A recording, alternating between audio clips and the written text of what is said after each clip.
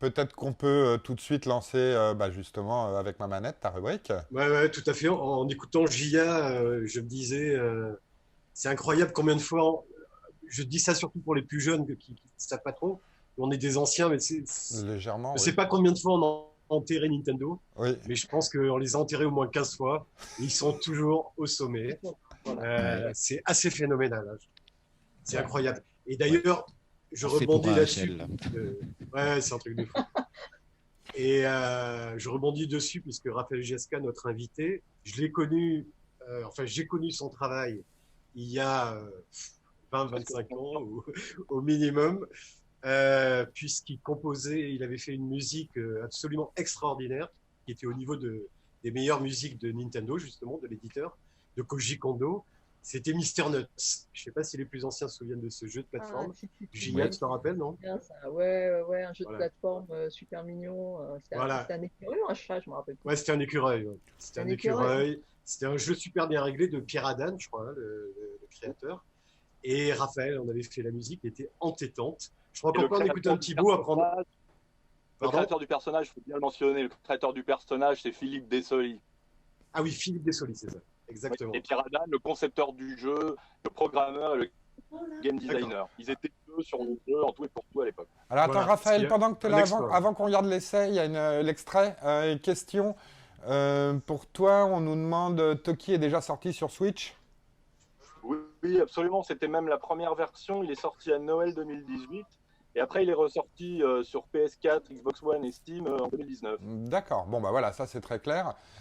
Autre question, mais qui sera plutôt pour Jia, c'est comment Nintendo compte s'adapter aux nouvelles arrivées technologiques comme la VR, à part nous faire un casque Ah, en il n'y en aura carton. pas. Est-ce qu'il y a de la VR sur Switch? Si, On en a il y a un parlé. espèce de Oui, il y a le box, casque là. en Il y a un carton, espèce voilà. de box. Tu peux coller ta Switch là, Hmm. Oui, oui, Moi, c'est je ça. l'ai fait, ça marche à 2 très bien. cm de tes yeux, ça marche, hein. Mais Ça marche après, très le bien. problème de la VR, c'est qu'il faut le problème de la VR, c'est qu'il faut des écrans avec une très très haute définition. Oui, Parce que plus tu approches ton œil d'un écran, plus il faut que les pixels soient serrés. oui, c'est Pour ça. l'instant, le cas de l'écran de la Switch, c'est pas vraiment le cas, donc forcément, c'est pas.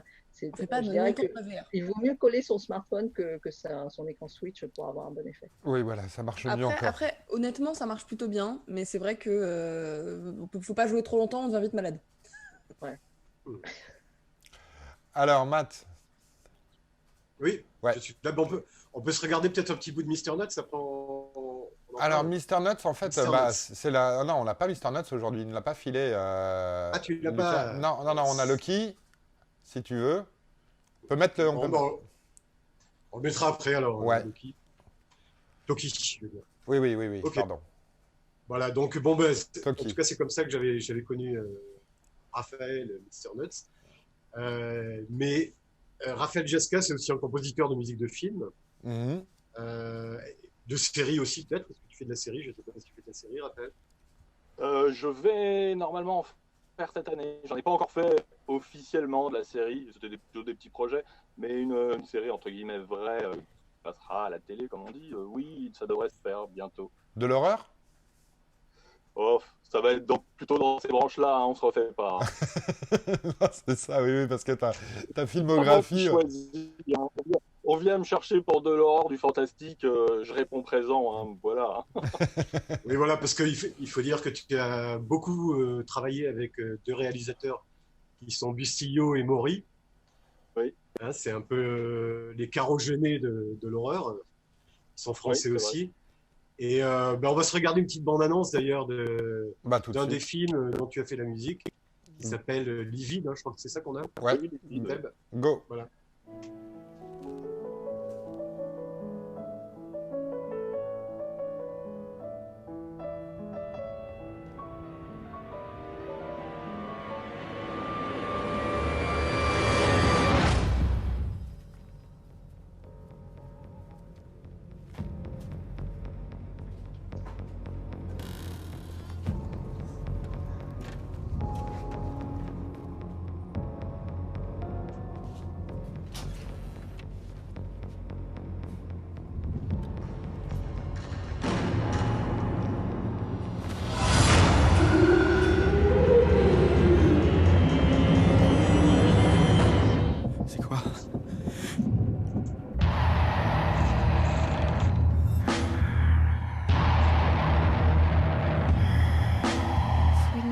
patiente comme j'aime.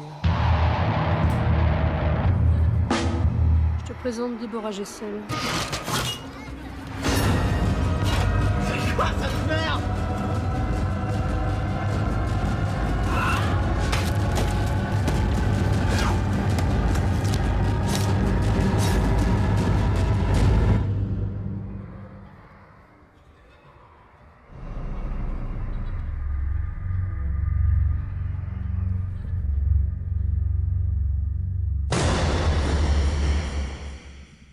Et voilà, braquer la maison d'un vampire. Voilà un pitch quand même assez exceptionnel. Alors, je précise, c'est pas une nouveauté. Hein. Non, non, non, non. C'est un film qui est déjà sorti. 2011. En nouveauté, en nouveauté, il y a un nouveau Bustillo-Mori qui doit sortir, qui se passe au fond de l'océan. Tu vas peut-être travailler dessus, Raphaël? Au fond d'un lac, plus précisément, et oui, et ça s'appelle The Deep House. Et je suis supposé effectivement faire la musique, là, je n'ai pas encore signé, mais c'est en instance. Donc avec le confinement, évidemment, tout prend du retard. Mais en principe, oui, je devrais m'en occuper au niveau musique. D'accord. Et t'es arrivé comment alors à faire tous ces films d'horreur? C'était une volonté ou c'est un peu un hasard? Alors, il est vrai que je suis un fan de films d'horreur depuis que je suis tout petit. Mes parents ne le savaient sûrement pas à l'époque, maintenant ils le sauront, mais sous le manteau, on s'échangeait des cassettes de films interdits. Les cassettes René Château. René pour les Château plus anciens qui vidéo, connaissent les fabuleux. René Château vidéo, ouais. Oui, oui, films que vous ne verrez jamais à la télévision. Alors, il y avait Massacre à la tronçonneuse, il y avait Le Crocodile de la mort de Toby Hooper aussi. Voilà, et donc j'étais vraiment un gros fan de films d'horreur. Heureusement, je n'ai pas viré psychopathe, mais plutôt compositeur, oui. ce qui est bien. Mais, ce qui est un moindre mal, oui. donc, voilà, et du coup, alors après, j'ai eu le parcours que j'ai eu. J'ai commencé avec l'Amiga, de la musique, etc., de la démo scène, et après du jeu vidéo. Et il se trouve que c'est toujours le hasard des rencontres. Un jour, un ami qui avait fini par travailler chez la Gaumont et qui s'intéressait aussi à la démocène à l'époque où j'y étais et qui aimait bien ce que je faisais dans la démocène, m'a proposé: est-ce que tu veux rencontrer un jeune réa qui a fait un court-métrage, qui a besoin d'un compositeur, tout bêtement, quoi. Et c'était donc Julien Maury, et du duo Maury-Bustillo que tu viens d'évoquer, Matt. Et donc, j'ai rencontré Julien, on devait se voir 1 heure, je me rappelle, et puis finalement, ça a duré tout l'après-midi jusqu'au soir. On s'est rendu compte qu'on était aussi passionnés l'un que l'autre de cinéma, et notamment de cinéma fantastique horreur. Donc j'ai fait sa musique, il a vraiment aimé, et ensuite ça a commencé comme ça. Après il y a eu À l'intérieur, Livide, etc., Aux yeux des vivants, maintenant Deep House, voilà. Alors, quelques mots, tu as dit démocène. Les plus jeunes d'entre nous ne connaissent pas, peut-être. Marjo, tu connais la démocène? Ça te dit quelque chose? Non. Non. Alors, c'était... bah oui, je suis désolé, hein, il s'est passé des choses avant. Dans le monde d'avant, il se passait des choses. La démocène... Non, non, mais c'est pas grave. La démocène, c'était le monde des créateurs, des jeunes geeks et nerds avant l'heure, qui composaient, qui essayaient d'exploser les capacités techniques. Alors, on parlait de l'Atari, de l'Amiga surtout. C'est pas obligatoirement de la musique. Hein, non, mais c'est ça, il y avait de la musique et de l'animation, des graphismes qui partaient dans tous les sens. Et nous, on le connaissait avec les cassettes qu'on s'échangeait de jeux, les disquettes de jeux pirates, puisque tous les jeux piratés avaient une intro faite par des démo makers, en fait. Alors toi, tu participais aux séquences de piratage, mais par contre, tu te faisais des marathons de démocènes, en fait. C'est ça, Raphaël? Bah, aujourd'hui, ça s'appellerait des homebrew, en fait. Des quoi? Des homebrew. Ah, Des homebrew. d'accord. Donc, c'est des gens qui s'amusent. En fait, c'est des groupes de gens intéressés par faire des choses alternatives sur les consoles de jeu. On a D'accord. eu notamment des homebrew qui sont passés sur Xbox, sur Wii, sur...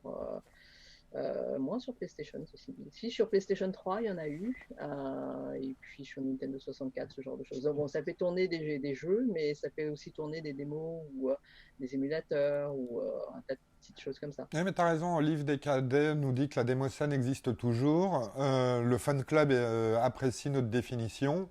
Alors, une question pour toi. Ouais, alors Raphaël, justement, une question pour toi. On nous demande, il faudrait un Mr. Nuts Survival Horror avec des musiques flippantes à la fois. Est-ce que tu pourrais réfléchir à ça? Alors, je vais en en parler, je vais essayer de présenter Julien Maury et Alexandre Bustillo à Philippe Dessolier et Pierre Haddad, et on va en discuter à 4, à 5 en fait. Oui, voilà. Il y a Ah, peut-être ce serait une bonne idée. Hein. il y a peut-être quelque chose Et à pourquoi faire. pas, et pourquoi pas. Un style un peu conquer, mais Voilà. Bah, c'est ça, hein, ça existe, hein, c'est Conquer.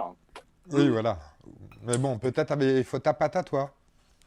Ah, peut-être, peut-être. Parce que c'est vrai que Conquer, on l'oublie souvent, puisque tu en parles. Faut pas oublier que c'est sorti presque 10 ans après Mister Nuts. Beaucoup de gens qui découvrent Mister Nuts aujourd'hui disent « Ah, on dirait Conquer ». À chaque fois, je suis obligé de leur dire « Non, non, attendez. » C'était un jeu tout mignon à la base. Et c'était sur Game Boy Color. Parce que si vous regardez la ludothèque Game Boy Color, il y a un Conquer Pocket Stealth, qui est un petit jeu action-aventure très mignon, très sympa, mais qui n'est pas du tout dans le ton de celui de la N64 et de la Xbox ensuite. C'était Bad C'est for un- Days, c'est ça, C'est hein un jeu, ouais, Bad for Days. Alors que Pocket Tales, c'est un truc tout mignon, justement, à la Mister Nuts. Et c'est arrivé bien après aussi Mister Nuts. Donc voilà, je suis obligé de le préciser à chaque fois parce que, évidemment, les jeunes qui n'ont pas connu Mister Nuts, ils ont connu plus peut-être Conquer. Et ils s'imaginent, des fois, quand ils voient Mister Nuts, ils disent « Oh, on dirait un clone de Conquer ». Non, non, non. C'est l'inverse qu'il faut envisager ça dans l'autre sens quand même. Oui, oui, bah oui, oui, il y a eu un monde avant, en effet, où il y avait déjà une créativité. Et Ah que- ouais, c'est comme tous les fans de Matt Pokora qui connaissent pas Claude François, tu vois. Faut un petit peu leur mettre les choses dans le bon ordre, quoi. Il faut les éduquer, ces jeunes, hein, c'est ça. Ça Sinon, marche, Jory. Conquer est un pur chef-d'œuvre. Hein. Eh, Oui. on n'est pas inéduqué quand même. Non, non, non, non, on est bien d'accord. Mais, non, non, mais on sent que tu es plus au point sur la princesse de Clef que sur Mister Nuts, quand même, hein. Oh oui, alors enfin, des jeux vidéo actuels, je peux vous en parler par contre, hein, mais des films. C'est ça, comment se faire traiter de vieux en une leçon. Oui. C'est ça, mais moi je me fais traiter d'enfant là. Oui, oui, mais tu sais, quand je lui ai parlé de Je vais me Facebook, vexer, moi, monsieur. madame, mademoiselle, non, non, mais quand je lui ai expliqué que je communiquais sur Facebook, elle m'a demandé de quoi je lui parlais, puisqu'elle était sur Twitter et connaissait pas Facebook. C'était fini, c'était un réseau de Je vieux. connais Facebook. Tu m'as Si, dit. si, je connais Facebook. Oui, mais tu m'as dit que c'était un réseau de vieux. Twitter est un moyen plus facile de communiquer. Oui. que de communiquer sur Twitter. Bon, pour revenir sur Mister Nuts, on nous fait remarquer que c'est quand même un chouïa moins scato que Bad Fur Days, c'est vrai. Raphaël, La différence est minime, mais minime, hein. Alors, Matt, sur les reprises de musique de jeu, on avait justement ce fameux singe qui cartonne. Si on regardait une petite vidéo, puis après tu pourrais nous expliquer comment tu fais pour construire une musique de jeu, que ce soit une adaptation ou une création? ok. Ok, go tout de suite. Tout de suite.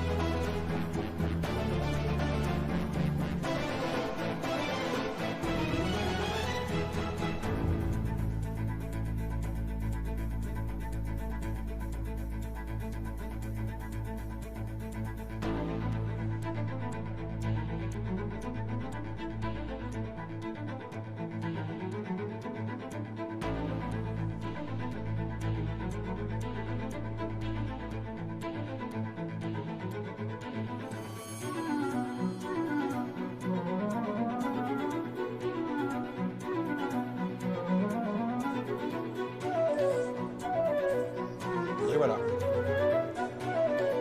Alors, quelqu'un sur le chat nous demande. Donc, ah oui, on nous dit que la réorchestration est magnifique. Alors, justement, réorchestration, Raphaël. Alors, sur Toki précisément, Ouais. le travail, il a consisté en fait à. Il faut savoir que le jeu original, qui est sorti en 89, comportait très très peu de musique et chacune en plus très très courte, seulement quelques secondes. C'est-à-dire, par exemple, pour un total de 6 niveaux, il n'y avait que 2 musiques pour les 6 niveaux qui se répétaient donc d'un niveau à l'autre et qui duraient chacune environ 10-15 secondes. Donc, il était évident qu'on allait garder ces thèmes parce qu'ils étaient quand même emblématiques du jeu, surtout pour les fans, et puis parce qu'on les aime aussi. Mais évidemment, en 2018, il était hors de question de sortir un jeu avec des musiques qui duraient quelques secondes. Donc, il a fallu prendre des décisions. J'ai décidé évidemment de garder pour les 2 premiers niveaux les musiques d'origine qui duraient quelques secondes, mais je les ai prolongées jusqu'à chacune environ 4 minutes. Ce qui fait qu'il a fallu composer à partir de ces petits thèmes jusqu'à 4 minutes pour ces 2 premiers niveaux. Et puis ensuite, à partir du 3e niveau, au lieu de répéter, comme il le faisait dans l'arcade, les musiques des 2 premiers niveaux, j'ai créé totalement de nouveaux thèmes. Et ça pour tout le jeu, les boss, etc. Et au final, on se retrouve, comme il y avait vraiment très peu de musique, j'ai dû faire 70% de musique totalement originale sur le remake de Toki et 30% à partir des thèmes avec lesquels j'ai joué, avec les thèmes d'origine. Et avec ça, j'ai fait évidemment le sound design et les voix même. J'ai fait toutes les voix sauf. Et c'est ta voix. Voilà, j'ai toutes les voix de moi. Voilà, c'est moi. Et sauf la voix de Mio, la protagoniste féminine, qui a été faite par ma compagne. Voilà. Alors, qu'est-ce qui est le plus facile pour toi, de créer à partir de rien ou de travailler sur un matériau qui existe déjà et que tu dois réinterpréter et faire évoluer? Pour moi, c'est kiff-kiff, c'est-à-dire que travailler à partir de rien, c'est génial parce que justement, il n'y a rien et on est stimulé que par soi-même. Et du coup, en tout cas me concernant, ça vient très vite après discussion, que ce soit avec les réalisateurs, les game designers. Moi, j'ai la chance de travailler toujours avec des gens avec qui je m'entends bien, même humainement. Et ça, je pense que c'est capital pour que le projet soit cohérent, etc. Il faut de la communication et il faut avoir les mêmes objectifs artistiques. Quand je pars, par contre, d'un matériau existant, c'est aussi galvanisant parce que, surtout quand on aime ce qui a été fait. Moi, j'aime beaucoup Toki comme jeu. À l'époque, j'avais joué à beaucoup de versions hors dehors de l'arcade. Il était adapté sur tous les supports. Je crois qu'il n'y a que l'Amstrad qui n'a pas eu sa version à l'époque. Je l'ai sur la borne à côté. Voilà. Mais c'est vrai que partir de thèmes que j'aime, ça aussi c'est galvanisant parce que moi je suis parti tout bêtement de ces petits morceaux faits avec un petit synthé interne de la borne et j'ai joué avec sur le clavier. Je me suis dit tiens, quand on change telle note, ça fait telle variation, etc. Petit à petit le truc se construit et du coup on se rend même pas compte qu'on est déjà en train de créer autre chose et ça vient tout seul. Enfin, à mon avis, quand on a quelque chose qui nous plaît à la base, hein. Si on m'avait fourni des thèmes que moi, je pourrais ne pas aimer, ça aurait été peut-être plus compliqué, mais c'est pas arrivé, heureusement. Oui. Il y a Olive de Cade sur le chat qui a l'air de bien te connaître et qui dit « Et le vénérable Raphaël », j'ai changé certains mots pour la question, parle-nous de l'Intellivision et de Tim Follin. Ah, Oh là ça, là. c'est quelqu'un qui me connaît. C'est quelqu'un qui me connaît très bien. Alors, dans l'ordre, l'Intellivision, c'est une console de Mattel Electronics qui est sortie en 79 et c'était pas ma première, ma deuxième console. La première, c'était une console Pong de marque Seb qui faisait des fours à l'époque. C'est bien, qui faisait Seb. aussi des consoles, hein. Ouais, Voilà. La console aussi a fait un four.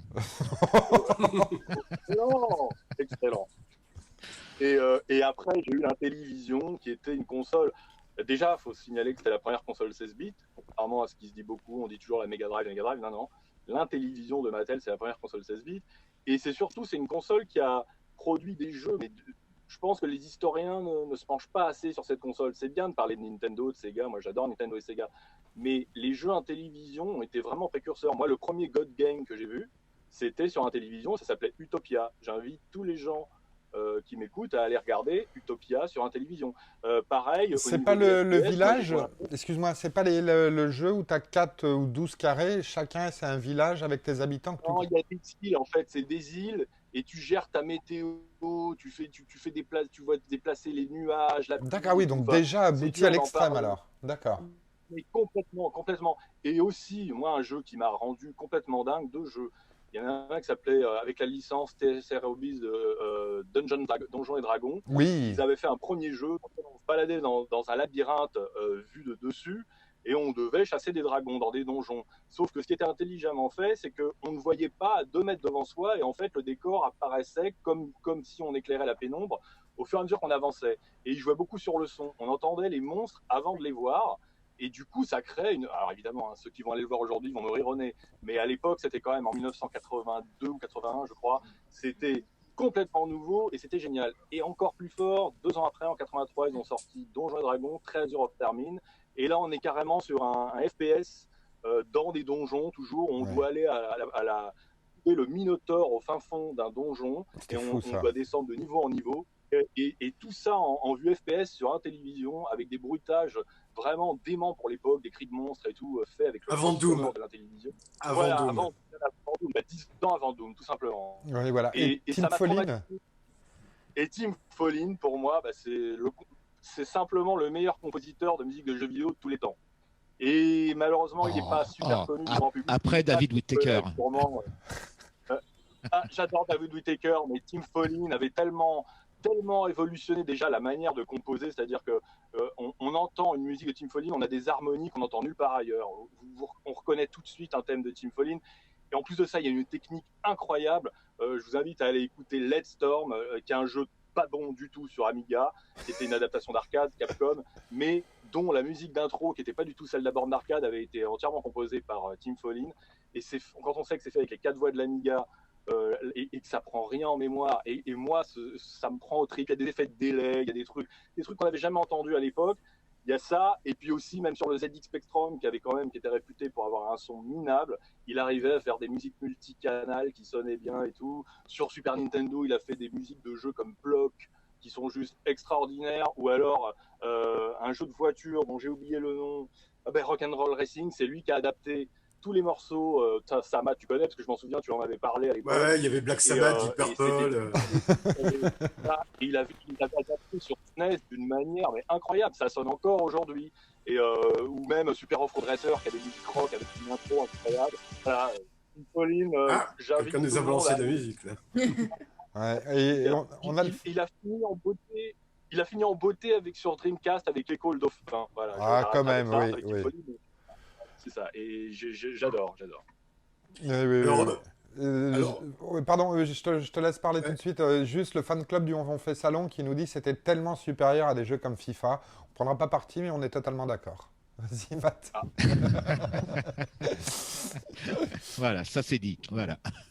Matt, tu voulais dire quelque chose, excuse-moi. Non, c'était pour demander un petit peu à Raphaël son actualité, en fait. Oui. On a vu que tu préparais une musique de film, toujours avec le duo Bussy-Mori. Une musique de série, tu nous en as pas dit beaucoup plus, mais bon, il y a beaucoup de séries en ce moment en France qui se préparent. Pardon ? Il y a beaucoup de demandes pour des séries françaises en ce moment, oui. Voilà. Ouais. Et pour le jeu vidéo, je crois que tu continues aussi à composer. Alors oui, là je suis en train de travailler sur la musique et le sound design du prochain jeu de Pierre Adam et Philippe Dessoli. Ça fait depuis septembre que j'y travaille, mais je ne peux toujours pas donner le titre. Mais bon, c'est un super jeu. Enfin, je suis très content de travailler dessus. Et puis le mois prochain, je vais commencer avec eux aussi parallèlement un autre jeu, donc je vais faire la musique et le sound design. Et puis donc il y a The Deep House avec Maury Bustillo que je vais entamer normalement bientôt. Et Mr. Nuts 2, on nous demande. Alors, ça c'est vrai que ça fait longtemps que Philippe l'annonce, donc les fans du jeu doivent s'impatienter. Il est toujours prévu dans les projets de Pierre et Philippe de faire un nouveau Mr. Nuts. Il est possible que ça soit d'abord un remake pour tâter le terrain déjà, et puis pour faire un beau remake, et en cas de succès, d'enchaîner sur une vraie suite. Mais je ne sais pas s'ils sont complètement décidés sur... parce qu'on a plusieurs fois annoncé une suite après un remake, donc maintenant je ne veux plus dire oui c'est une suite, oui c'est un remake, c'est plutôt eux qui le diront.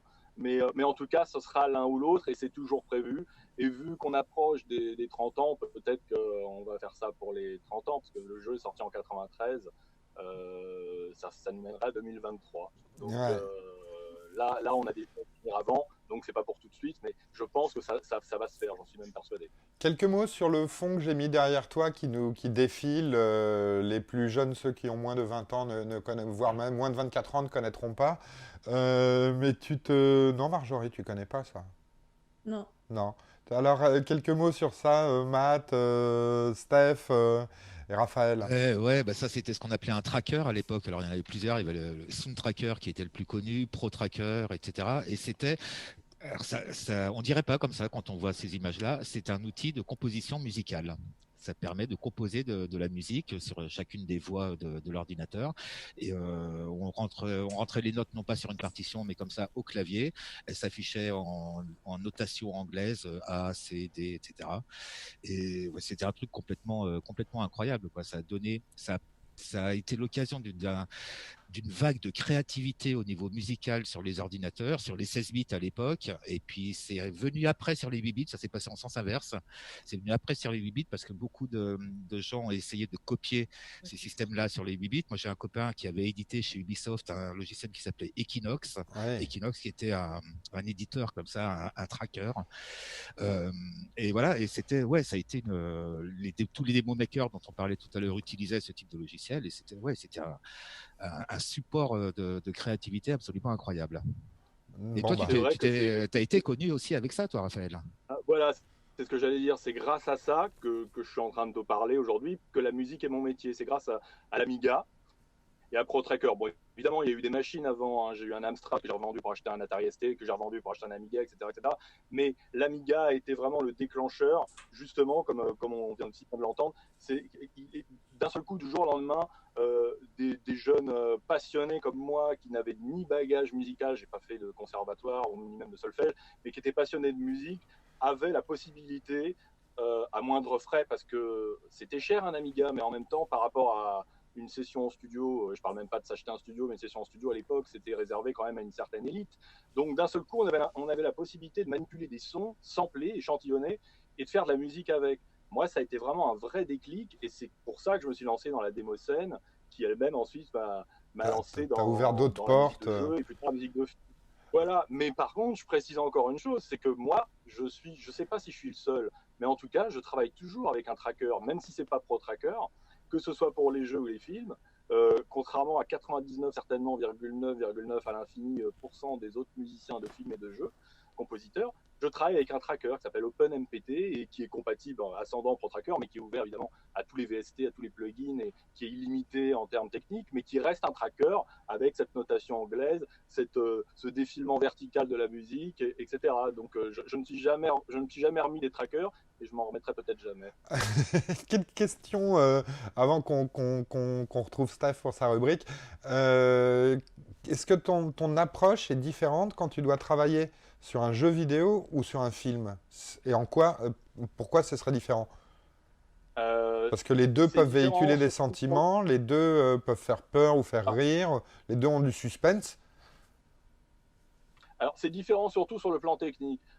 Au niveau de la difficulté technique, pour moi, faire la musique d'un film, c'est beaucoup plus simple et facile que faire la musique d'un jeu vidéo. Après, il reste le défi artistique qui, lui, est jamais simple. Et il y a toujours l'angoisse de la réussite artistique quand on commence un projet, hein, ça c'est sûr, en tout cas me concernant. Mais sur le plan technique, là par exemple, le jeu sur lequel je travaille, je bosse aussi modestement sur un moteur interactif de musique, et donc j'essaye de pousser un peu l'interactivité, et donc ça veut dire qu'il faut prévoir des dizaines, voire des centaines de cas de figure qui vont se présenter pour le joueur, et qui devront toujours être naturellement illustrés musicalement.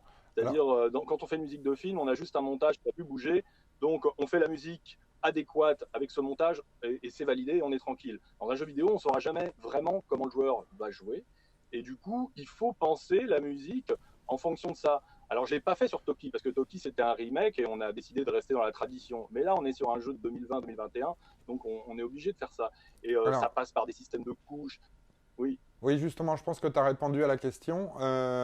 C'est Olive Decade qui nous dit en tant que produit tracker et habitué de travailler par couche sonore, est-ce que tu serais intéressé de travailler sur des musiques dynamiques comme Olivier de Rivière? Oui, Olivier que je connais, Olivier qui fait ça très bien, vraiment. J'invite ceux qui connaissent, ou même ceux qui connaissent pas Olivier, mais en tout cas son travail, à aller jouer à des jeux comme Get Even, par exemple, où il y a vraiment c'est un jeu qui apparemment n'a pas rencontré son public, mais qui est très bon déjà, et qui a poussé l'interactivité assez fort, notamment en mélangeant, parce que en fait, dans un film ou dans un jeu, il peut y avoir des musiques diégétiques et extra-diégétiques, les musiques entendues par les protagonistes et les musiques narratives. Et dans Get Even, Olivier, il s'amuse un petit peu à jouer avec ça, à mélanger le diégétique et l'extra-diégétique, c'est assez intéressant. Donc oui, bien sûr, ça m'intéresse. En fait, la musique interactive, ça existait inconsciemment dès les débuts du jeu vidéo. C'est juste que après, il y a la technologie qui nous a amené les musiques wave, les CD, etc., qui fait qu'on s'est pris la baffe de la qualité sonore. On était content d'avoir un rendu, entre guillemets, cinématographique. Et du coup, on a un peu oublié l'interactivité. On s'est longtemps contenté de jouer des plages sonores. Mais malgré tout, moi, en Fade to Black, par exemple, pour lequel j'ai travaillé, qui est la suite de Flashback, avec Paul, on avait, à l'époque, le jeu est sorti en 95, on avait essayé de faire de la musique un petit peu interactive, et pour l'époque ça se faisait pas beaucoup, malgré qu'on avait la PlayStation et des plages audio pour les scènes cinématiques. On a voulu rester sur des musiques MIDI in-game pendant le jeu pour quand même garder une certaine dynamique. On avait quelques couches, pas des couches d'instruments, mais des couches d'intensité, etc. Donc déjà à l'époque, je m'intéressais à la musique interactive. Après, dans beaucoup de mes projets qui ont suivi, j'ai pas eu l'occasion, la possibilité de m'intégrer suffisamment au développement. C'était souvent des commandes. Y a beaucoup eu dans ma carrière des commandes qui se faisaient au dernier moment, ce qui est malheureux, hein, mais on t'appelle au dernier moment pour te dire on n'a pas de musique pour notre jeu, voilà, il faut ça, il faut ça, il faut ça, ce qui est une très mauvaise méthode. C'est un peu souvent le cas dans le film et le jeu vidéo, c'est la musique passe un peu souvent au dernier plan, quoi. Oui, voilà. On met tout l'argent sur l'image. Les comédiens. Dans le jeu aussi, dans le cinéma, ça m'étonne pas, mais dans le jeu, ouais. Oui, dans le jeu aussi, on devrait, et ça se fait pas toujours systématiquement, ça se fait de plus en plus heureusement puisque les outils ont évolué, mais intégrer effectivement le compositeur et le sound designer dès le début du développement pour discuter avec les game designers, les level designers, le concepteur du jeu. C'est important, prendre la direction artistique musicale, savoir que tel level contient ou pas de la musique, parce que c'est important aussi en tant que compositeur de dire là il faut pas de musique. Moi, quand je fais une musique de film, il y a des moments où moi-même je dis au réalisateur là les gars, je pense qu'il faut pas de musique, parce que la musique n'en sera que meilleure après quand elle arrivera. Moi j'ai toujours un exemple, par exemple j'aime beaucoup Tomb Raider, le premier, quand on arrivait dans la vallée perdue, il y avait du silence total pour ceux qui connaissent, et puis d'un seul coup il y avait ce sublime thème de Nathan McCree qui arrivait en même temps que le T-Rex, et là on était vraiment, l'émotion était à son compte parce que ça faisait un moment qu'on avait du silence, on était un peu oppressé, ce sentiment de solitude qu'il y avait dans Tomb Raider que j'adorais à l'époque, et d'un seul coup cette magnifique musique qui n'en faisait pas non plus trop, malgré qu'il y avait un gros monstre, il savait rester mesuré. Voilà, c'est un bon exemple de quelque chose qui a été discuté à mon avis même à l'époque. Je pense qu'ils ont fait un choix délibéré de ne pas mettre de musique pendant quelques minutes avant et de dire là on lâche le morceau, et voilà, et c'est là que c'est meilleur. Si on met tout le temps de la musique, ça va jamais être bon à mon avis, et il faut savoir doser aussi les silences. Alors pareil, en effet, pour finir un petit peu cette partie-là, c'est le fan club de On fait Salon qui nous dit qu'on peut aussi souligner la qualité des musiques des jeux d'aujourd'hui. C'est vrai évidemment, mais c'est pas les mêmes moyens non plus que ce qu'il y avait à l'époque. C'est les orchestres symphoniques, c'est pas une personne dans une pièce sombre qui travaille, c'est des dizaines ou des centaines de personnes. C'est un autre univers, c'est une autre échelle, oui. Oui. Et typiquement, là, je me suis remis sur Assassin's Creed Odyssey depuis qu'on avait reçu Emmanuel Carré. C'est vrai que dès qu'on arrive sur le bateau, il y a des musiques différentes. Le timonier, le chef du bateau peut demander au rameur de changer la musique. On est dans un autre monde. C'est plus du tout la même chose, en effet. Ça enveloppe l'univers graphique d'une autre manière. Ah oui, absolument. Puis il n'est pas question de faire du c'était mieux avant et de jouer au vieux con, hein. Moi, il y avait des jeux merdiques quand j'étais gamin, quand j'étais ado, et il y avait des chefs-d'œuvre. Et aujourd'hui, il y a des jeux merdiques et il y a des chefs-d'œuvre, hein. Voilà. Il y a surtout pas de vieux con, hein. Non.